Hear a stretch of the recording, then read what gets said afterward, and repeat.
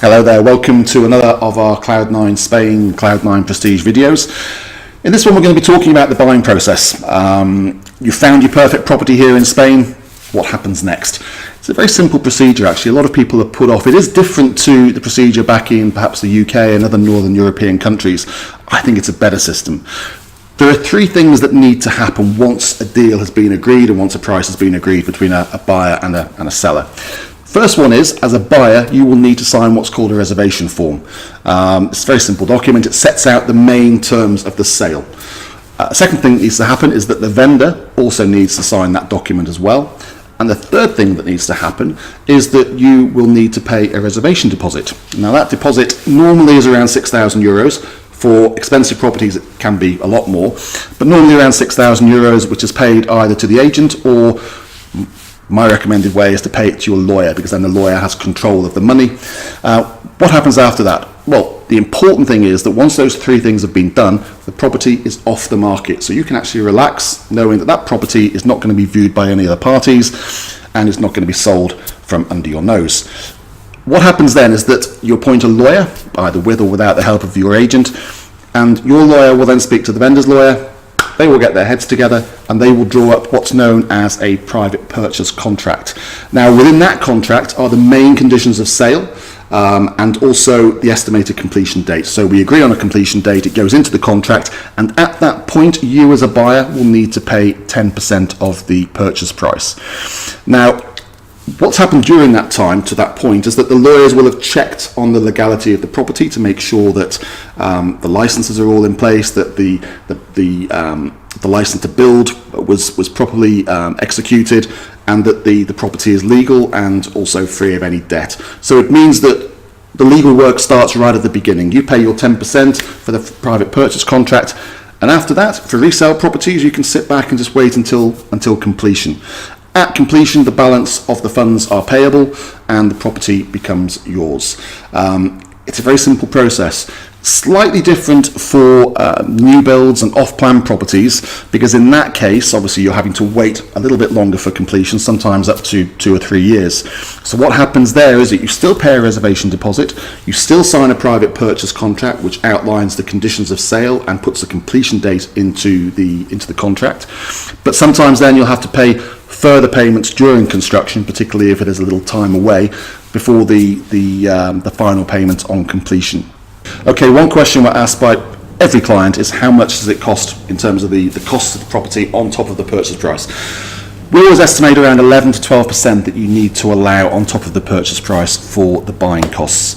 These comprise, for resale properties, transfer tax, which is 8% up to €400,000.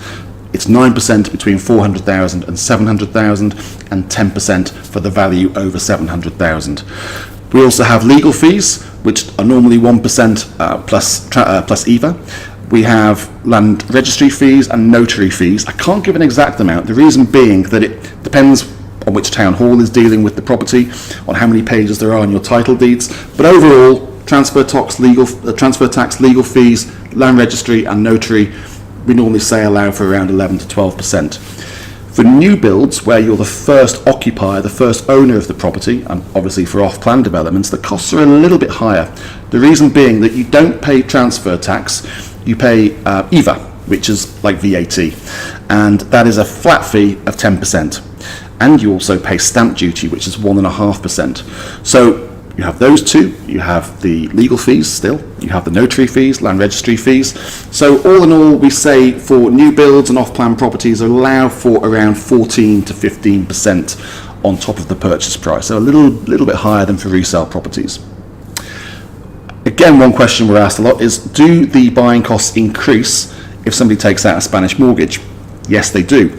The reason being that Spanish mortgages have their own set of deeds, so they attract their own costs.